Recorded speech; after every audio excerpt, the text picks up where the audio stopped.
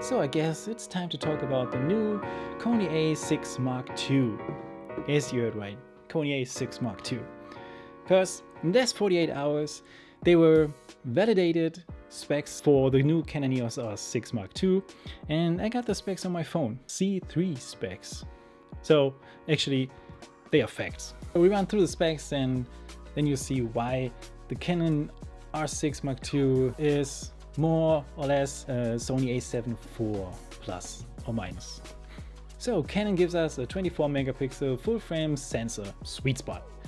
I guess because there were too many people complaining about a 20 megapixel sensor that looked much sharper than the Canon EOS R, the original R I'm filming on, with its 30 megapixels. Now they went for 24 to make it even sharper.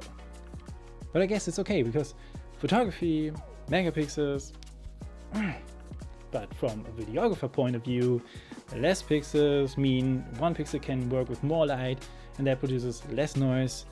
So I would prefer the 20 megapixels. Next up, we get dual pixel autofocus, the second version of it. Let me show you something that my original R produces with the first version of the dual pixel autofocus. All right. So far so good. This is the Canon EOS R and I am trying to get my eye in focus with eye autofocus, as you can see, but the camera doesn't like my face. It keeps jumping away from me. Like, yeah, nearly there, but I really don't like your eyes. That's what the camera says. But why? So you see the improvement there. I guess we don't even have to talk about autofocus anymore unless you're using Panasonic. And Canon gives us 12 frames per second in mechanical continuous shooting. Don't know yet the number from electronic shutter, but let's get through less important stuff and come back to really important stuff. So Canon also gives us dual UHS 2 card slots, then digital teleconverter. I guess they let us choose between 1.4 crop and 2 times crop instead of the 1.6 crop we already had. Then we get dual pixel RAW and hybrid auto. I heard that's something like the iPhone's live pictures. Yeah, the camera supports RF and RFS lenses. So not a new mount, obviously. All right, now to the scary part of it. We get Ibis. Well, I hope they improved it. So my guess is they give us the choice to use just the Ibis or turn it off and use the lens stabilization or no stabilization at all. Fingers crossed. Then we get up to 30 frames per second 4K uncropped. And now you get why I call it the Cony. You get a crop 4K 60. But keep that in mind because the original R6 has 1.1 times crop for 4K 60. A little homage to the first release of the original R6 R5. They announced it more like a video-orientated hybrid camera. So if they go for 1.5 times crop, that means they also go for a 7K or even higher sensor and give us a processing, a downsample processing to a 4K picture.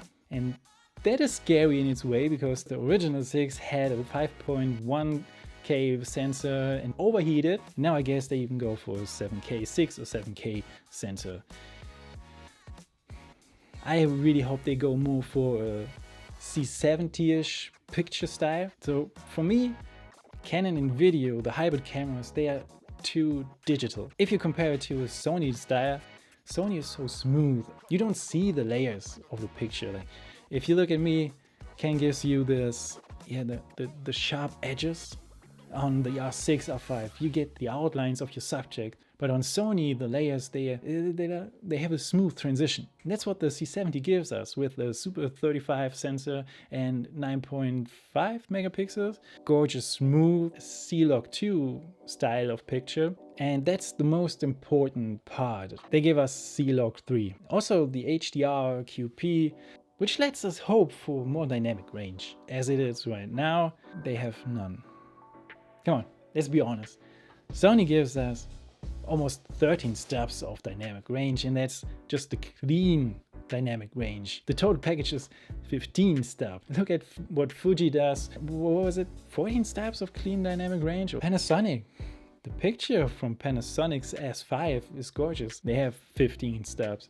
Canon's total package is just close to 12. Clean, 11, 11.5, 11 and a half. Go check out Jared Undone. So Canon, please give us just a little bit more and everything is fine. So then we have 12 frames per second mechanical shutter, more frames per second than the A7 IV gives us, but less megapixel for better video. Everything is there for the perfect hybrid camera. I hope they improve the dynamic range, because that's, and the overheating of course. So at this point I guess it's time for me to tell you to subscribe to the channel, leave me a thumbs up, but that's too YouTubish for me. See you in the next one.